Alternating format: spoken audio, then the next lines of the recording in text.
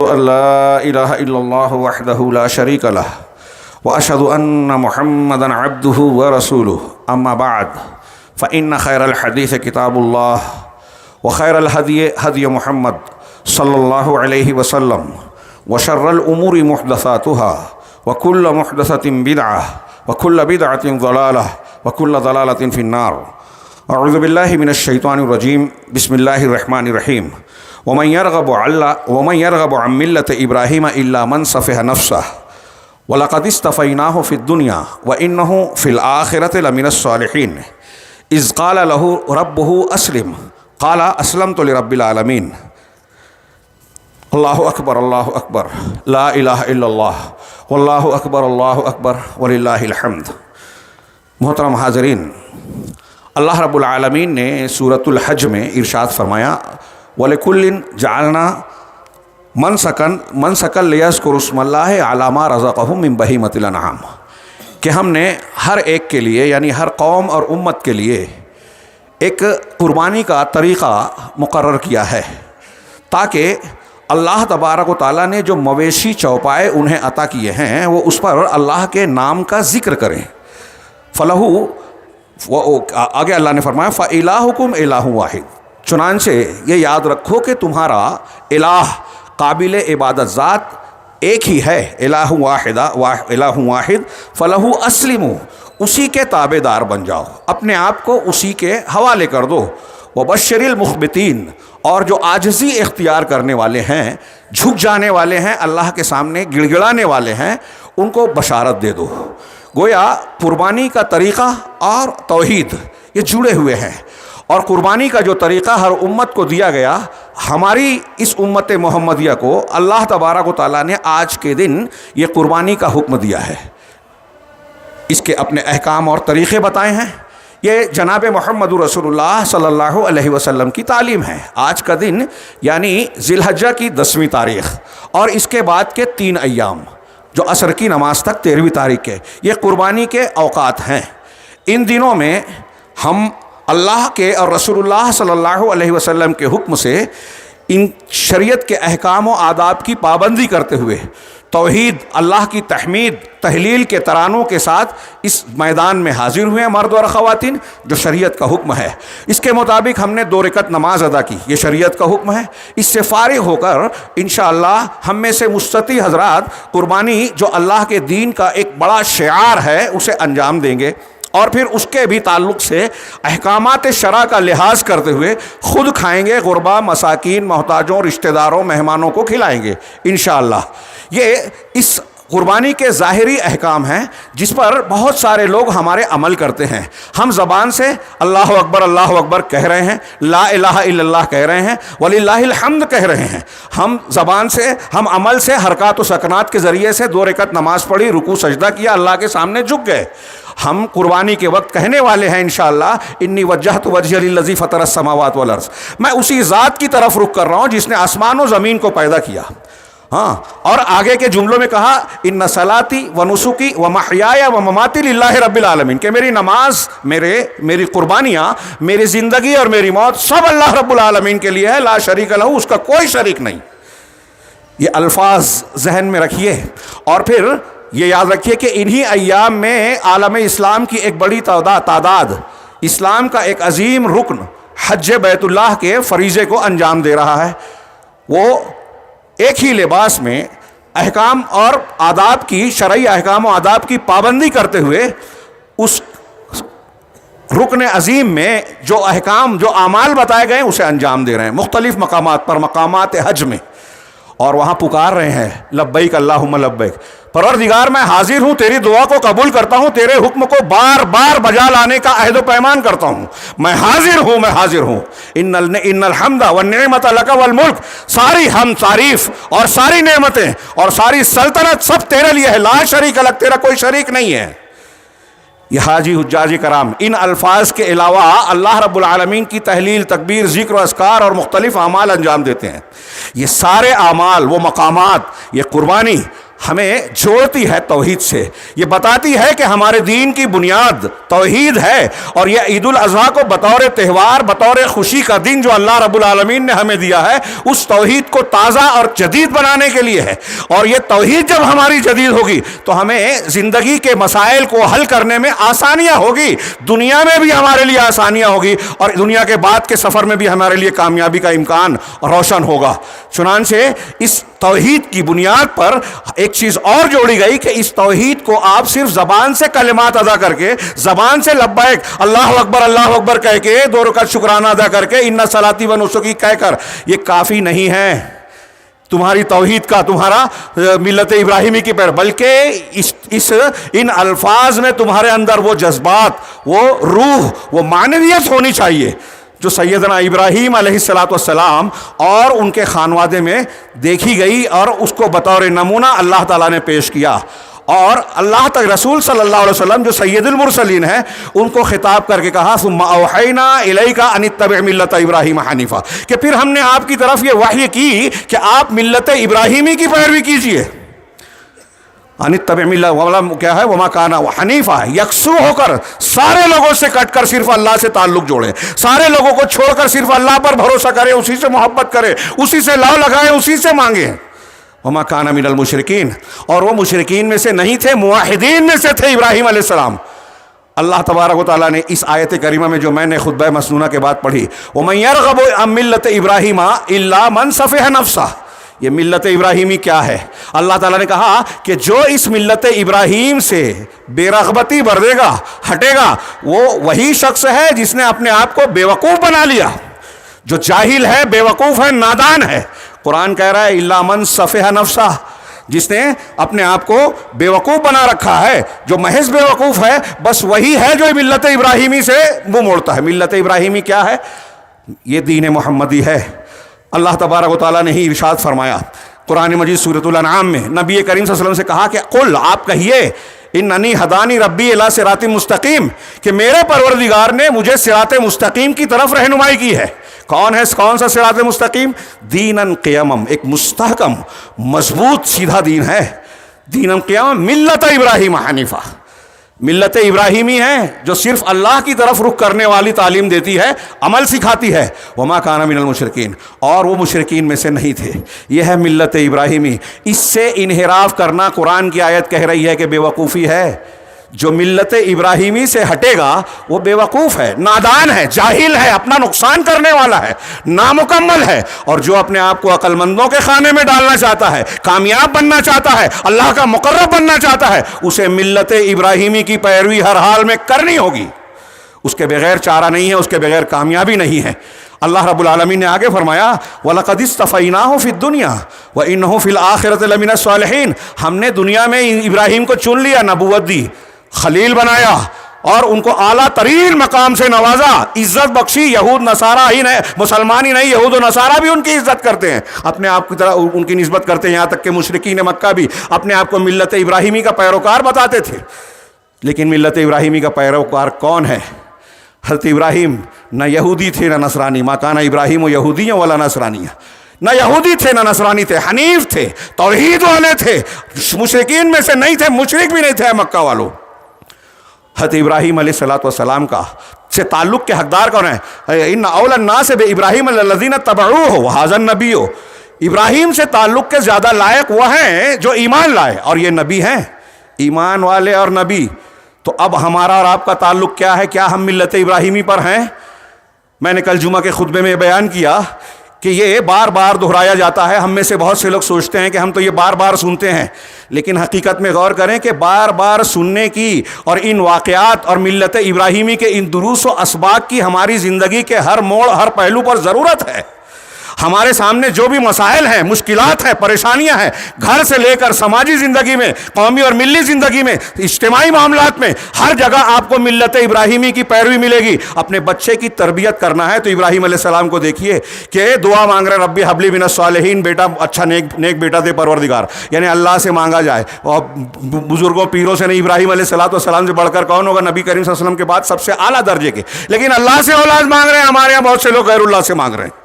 اللہ سے مانگا تو صالح اولاد مل گئی تو دعا مانگی، वजुनुबनी व बनी अन नअबुदल असनाम, कि मुझे और मेरे बच्चों को इस बात से बचाना कि हम बुतों की परस्तिश करें। इब्राहिम अलैहिस्सलाम कह रहे हैं, इमामुल हनफा कह रहे हैं कि हमें बुत परस्ती से बचाना।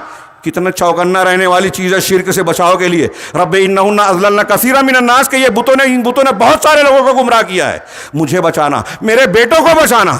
अपने बेटों की तरबियत की। इस्माइल अलैहिस्सलातु वस्सलाम को अपने साथ काबा की तामीर में शरीक किया। उनको मरने के वो कुरान ने इन्हीं आयतों के आगे कहा, वस्सा बिहा इब्राहिम व बनी व याकूब या बनी इन्नल्लाह अस्तफ़ा लकुमुद्दीन फला तमूतुन्ना इल्ला व अंतुम मुस्लिमून, कि इब्राहिम और बेटे ने अपने बेटों को, इब्राहिम और याकूब अलैहिस्सलाम ने अपने बेटों को वसीयत की कि बेटो देखो, तो अल्लाह ने तुम्हारे लिए एक दीन को मुंतखब कर रखा है, तो लिहाजा तुम्हारी मौत उसी हालत में आए कि तुम मुसलमान रहो। क्या हम अपने बच्चों के ताल्लुक से इब्राहिम की इस मिल्लत पर अमल कर रहे हैं? अपने बच्चों के लिए शिर्क से बचने की दुआ करते हैं, कोशिश करते हैं, नेक कामों में उनको शरीक करते हैं, नमाज पढ़ने के लिए मस्जिद में साथ में ले जाते हैं, उन्हें बुरी बातों से, झूठ से, ग़ीबत से, चुगली से, बुराइयों से रोकते हैं। क्या ये तरबियत हम कर रहे हैं? अगर हम नहीं कर रहे हैं तो उनको मिल्लत इब्राहिमी का पैरोकार नहीं बता रहे हैं, और मिल्लत इब्राहिमी का पैरोकार ना बनाकर हम अपने बच्चों को खतरे में डाल रहे हैं। उनको मुख्तलिफ साजिशें उनको राह रास्त से भटका सकती हैं, और आज भटका रही हैं। मुसलमान कहलाने वाले, कुरान और हदीस के पर अमल का दावा करने वाले कितने लोग हैं जो मुख्तलिफ किस्म की शिरकियात में, बिदात में, खुराफात में मुलव्वस हैं। नए नए फितने आते हैं, उसका शिकार हो जाते हैं, और नतीजा क्या निकल रहा है?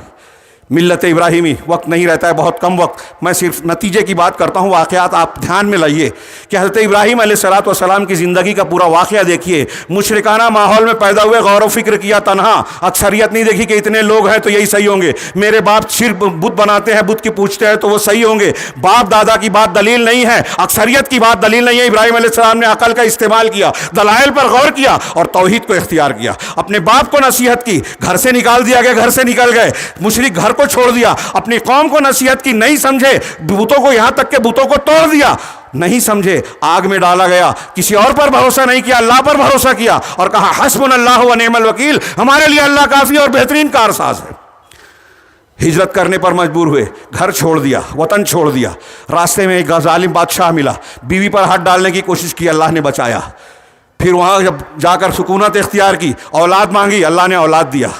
फिर अभी शीर खार है, बीवी और बच्चे से कहा कि क्योंकि बीवी और बच्चे को बेआब हो गया वादी में मक्का के छोड़ आए। दुआएं की, मैं वाक़यात की तरफ इशारा कर रहा हूँ। फिर उसके बाद बच्चा चलने फिरने लगा तो उससे कहा कि जो है अल्लाह ने हुक्म दिया है कि तुमको ज़बह करूँ, तुमको कुर्बान करूँ। इस पर भी तैयार हो गया, छुरी चला दी गर्दन पे। यह अलग बात है कि अल्लाह ने चलने नहीं दी। एक मरतबा मिलने गए, बीवी की नाशुक्री देखी, अपने बेटे से कहा कि घर की चौखट बदल दो, सलाम कहना और कहना कि चौखट बदल दो। उसी बीवी से पैगाम दिया। ये दीनदारी और तरबियत कि अपने बेटे को दीनदार खातून को इंतखाब करने पर उकसाया जाए। बददीन हो, नाशुक्री हो तो उसको छोड़ दिया जाए, दीन को तरजीह दी जाए। यह है इस्लामी तरबियत, है यह मिल्लत इब्राहिमी। अब यहाँ मैं ये अर्ज़ करना चाहता हूँ कि हमने देखा इब्राहिम अलैहिस्सलातु वस्सलाम ने मुशरिक बाप को, कौम को, घर को छोड़ा। अल्लाह तबारक व तआला ने नबी की औलाद दे दी, हज़रत इसहाक, इसहाक के बाद याकूब अलैहिस्सलाम, हज़रत इस्माइल, और फिर सारी नबूवत उसके बाद आप ही की नस्ल में आई। उसके बाद किसी और दूसरे ख़ानदान में नबूवत और किताब नाजिल नहीं हुई, नबूवत नहीं दी गई। कितना बड़ा आला मकाम है। अल्लाह के लिए मुशरिकीन को, रिश्तेदारों को छोड़ा, कुर्बान किया। अल्लाह ने दुनिया में भी इंतहाई आला मकाम की औलाद और नस्ल दी। अल्लाह के लिए कौम से लड़ गए, आग में डाला जाने लगा। अल्लाह ताला ने आग को कहा या नारो कूनी बरदम व सलामन अला इब्राहिम, ऐ आग इब्राहिम पर ठंडी और सलामती वाली बन जा। यहाँ मैंने अर्ज़ किया कि हमारी ज़िंदगी से जोड़ और ताल्लुक़ है। आज हमारे और आपके ख़िलाफ़ पूरी दुनिया के गैर मुस्लिम आदाए दीन किसी न किसी साजिश और तरीक़े में मुब्तला हैं, इख्तियार किए हुए हैं। कहीं बम बरसाए जा रहे हैं, कहीं घरों पर बुलडोज़र चलाए जा रहे हैं। किसी रियासत में हमारे यहाँ जो है मुसलमानों को चुन चुन कर जो है वो मुंतखब करके बॉर्डर पर छोड़ रहे हैं कि आप गैर मुल्की हो, बाहर निकल जाओ। अभी ताज़ा खबरें हैं, हमारे घरों पर बुलडोज़र चल रहे हैं, हमारी औकाफ़ के ख़िलाफ़ कानून बन गया है। और अभी इस सिलसिले में जो चालबाजियाँ हो रही है, हम और आप जानते हैं, लोग सहमे डरे हुए हैं हमारे ख़िलाफ़ कदम कदम पर, इसलिए कि हम मुसलमान हैं। हमारे ख़िलाफ़ आग जलाई जा रही है जैसे इब्राहिम अलैहिस्सलाम के लिए जलाई गई। लेकिन अल्लाह ने हज़रत इब्राहिम की आग को तो ये कहा कि ठंडी हो जा, और वो ठंडी सलामती वाली बन गई। हमारे लिए जो आग जगह जगह जलाई जा रही है वो हमें झुलसा रही है, परेशान कर रही है।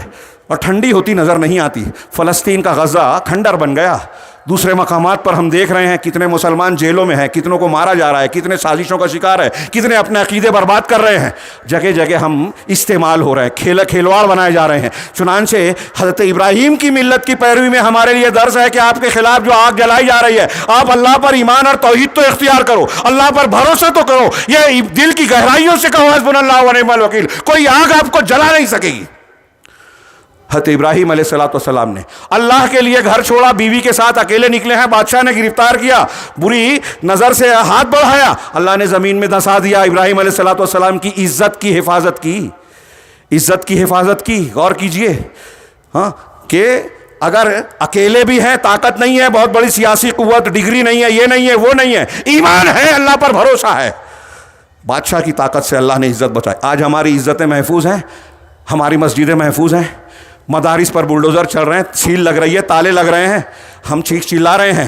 میں یہ عرض کرنا چاہتا ہوں کہ ہمارے جو اجتماعی انفرادی جتنے بھی مسائل ہیں ان کا حل ملت ابراہیمی کی پیروی میں ہے۔ یہ تہوار ہمیں اس کا سبق دیتا ہے۔ اللہ رب العالمین سے دعا ہے کہ وہ ہمیں ملت ابراہیمی کا سچا پیروکار بنائے، اور آج جو ہم شعائر اسلام کے ادائیگی کرنے جا رہے ہیں، یعنی یہاں حاضر ہونے کے بعد جو قربانی کے عمل کو انجام دینے جا رہے ہیں، پروردگار اس قربانی میں ہمیں سچا تقوی اور اخلاص عطا فرما۔ لن ینال اللہ لحومها ولا دماؤها ولکن ینالہ التقوی منکم، تمہاری قربانی کے گوشت اور تو ظاہری چیزیں نہیں پہنچتی، بلکہ تمہارے دل کا تقوی پہنچتا ہے۔ ہم یہ دیکھتے ہیں کہ قربانی کا جانور اچھا ہو، فربا ہو، بہت صحیح ہے، اچھی بات ہے، ظاہری طور سے ہم نے دیکھ لیا، لیکن یہ بھی دیکھنا چاہیے کہ اس جانور کو خریدنے کے لیے جو مال ہے وہ حلال ہونا چاہیے، اللہ کا پسندیدہ ہونا چاہیے، ہماری نیت میں اخلاص ہونا چاہیے۔ سیدنا ابراہیم علیہ السلام، حضرت ہاجرہ، حضرت سارہ کے چرے جذبات ہونی چاہیے۔ میں نے ایک چیز چھوڑ دی کہ حضرت ابراہیم علیہ السلام کی زندگی میں دیکھیے اولاد نہیں تھی، بزرگوں سے نہیں مانگا، اس سے نہیں مانگا، اللہ سے مانگا۔ کل کے خطبے میں نے بیان کیا قرآن کے حوالے سے، کئی جگہ قرآن میں ہے، سورہ ہود میں، سورہ حجر میں، سورہ زاریات میں، کہ دو فرشتے حضرت ابراہیم کے گھر آتے ہیں قوم لوط کو عذاب دینے سے پہلے۔ حضرت ابراہیم کے گھر آتے ہیں اور اسحاق کے بعد یعقوب علیہ السلام کے پیدا ہونے کی بشارت دیتے ہیں۔ حضرت سارہ کھڑی کھڑی سنتی ہیں، تعجب کرتی ہیں، حیرت سے کہتی ہیں فسکت، کیا ہے، فاقبلت امرأتہ فی سرۃ فسکت وجہہا وقالت عجوز عقیم، کہ میں بوڑھی ہوں، بانجھ ہوں، اور سورہ ہود میں کہا کہ وہذا بالی شیخا، یہ میرے شوہر بھی بڑھاپے میں ہیں، کیا اس کے بعد اولاد ہوگی؟ فرشتوں نے کہا کیا اللہ کے حکم سے تم کو تعجب ہے؟ اللہ کا یہ فیصلہ ہو چکا ہے۔ خوشی دونوں کو ہوئی۔ آپ غور کیجئے کہ آپ اگر صحیح ہوں گے، ابراہیمی ملت کے پیروکار ہوں گے، تو فرشتے گھر آ کے آپ کو بشارت دیں گے۔ حضرت ابراہیم علیہ السلام کے گھر فرشتے آئے اور بشارت دی، اور بڑھاپے میں اولاد دی۔ یہ حضرت ابراہیم کا معجزہ تھا، حضرت سارہ علیہ السلام کی کرامت تھی، جو قرآن میں بیان کی گئی ہے کہ بڑھاپے میں جب اولاد سے نا امیدی ہو گئی، اولاد دی گئی، لہٰذا ہم کو اگر اولاد چاہیے، روزگار چاہیے، پریشانیوں سے، بیماریوں سے علاج، شفا اور چھٹکارا چاہیے، تو ملت ابراہیمی کے پیروکار بنے، اللہ سے مانگیں۔ اللہ رب العالمین اپنے سچے بندوں کے اٹھے ہوئے ہاتھ کو خالی لوٹانے سے شرماتا ہے۔ آئیے ہم اور آپ اللہ کے جناب میں ہاتھ اٹھائیں اور اللہ سے دعا کریں، اللہم صلی علی محمد وعلی آل محمد کما صلیت علی ابراہیم وعلی آل ابراہیم انک حمید مجید، اللہم بارک علی محمد وعلی آل محمد کما بارکت علی ابراہیم وعلی آل ابراہیم انک حمید مجید۔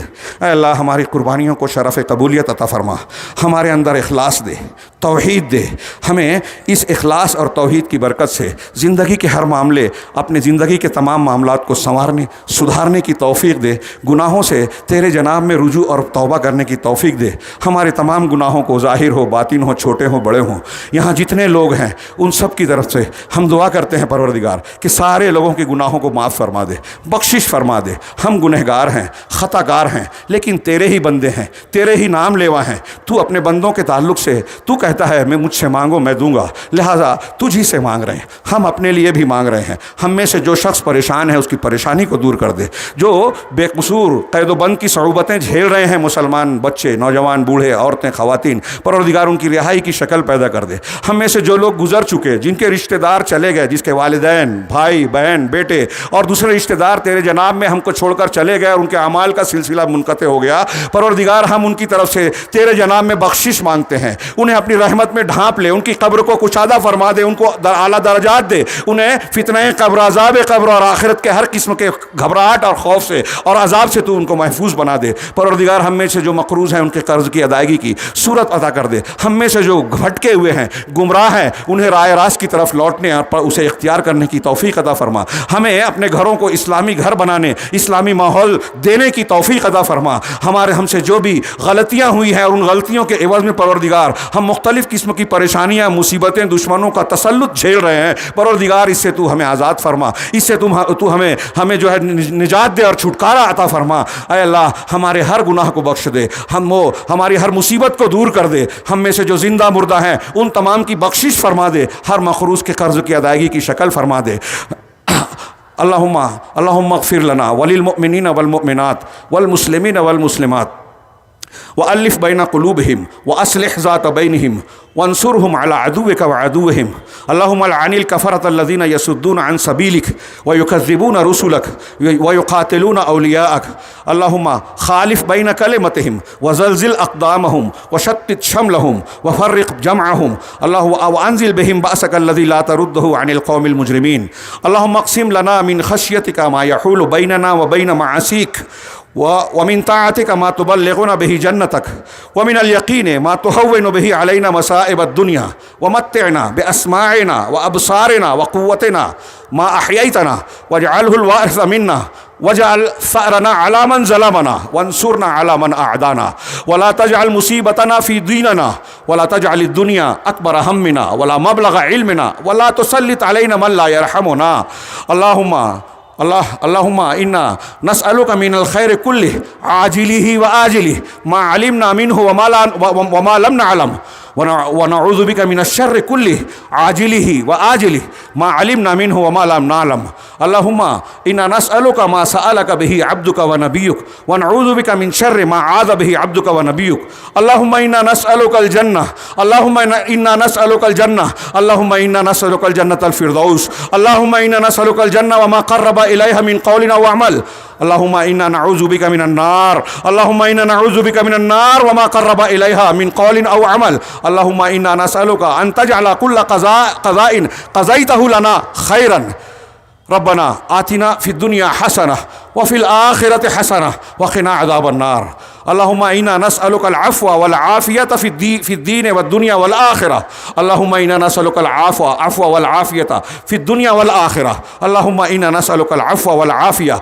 في الدنيا والآخرة ربنا آتنا في الدنيا حسنة وفي الآخرة حسنة وقنا عذاب النار ربنا لا تؤاخذنا إن نسينا أو أخطأنا ربنا ولا تحمل علينا إسرا كما حملته على الذين من قبلنا ربنا ولا تحملنا ما لا طاقة لنا به واعف عنا واغفر لنا وارحمنا أنت مولانا فانصرنا على القوم الكافرين اللهم انصر الإسلام والمسلمين في كل مكان اللهم انصر الإسلام والمسلمين في فلسطين اللهم انصر الإسلام والمسلمين في الهند اللهم انصر الإسلام والمسلمين في جميع البلاد ربنا لا تزغ قلوبنا بعد إذ هديتنا وهب لنا من لدنك رحمة إنك أنت الوهاب اللهم ابسط لنا رزقك وفضلك وعطاك وجميع خيرك اللهم ربنا اغفر لنا ولإخواننا الذين سبقونا بالإيمان ولا تجعل في قلوبنا غلا للذين آمنوا ربنا إنك رؤوف رحيم ربنا هب لنا من أزواجنا وذرياتنا قرة أعين واجعلنا للمتقين إماما ربنا هب لنا من أزواجنا وذرياتنا قرة أعين واجعلنا للمتقين إماما ربنا إننا سمعنا مناديا ينادي للإيمان أن آمنوا بربكم فآمنا ربنا فاغفر لنا ذنوبنا وكفر عنا سيئاتنا وتوفنا مع الأبرار ربنا وآتنا ما وعدتنا على رسولك ولا تخزنا يوم القيامة إنك لا تخلف الميعاد يا حي يا قيوم برحمتك نستغيث اللهم إنا نسألك الهدى والتقى والعفاف والغنى اللهم إنا نعوذ بك من جهد البلاء ودرك الشقاء وسوء القضاء وشماتة الأعداء ربنا تقبل منا إنك أنت السميع العليم وتب علينا إنك أنت التواب الرحيم وصلى الله تعالى على خير خلقه محمد وآله وصحبه أجمعين برحمتك يا أرحم الراحمين.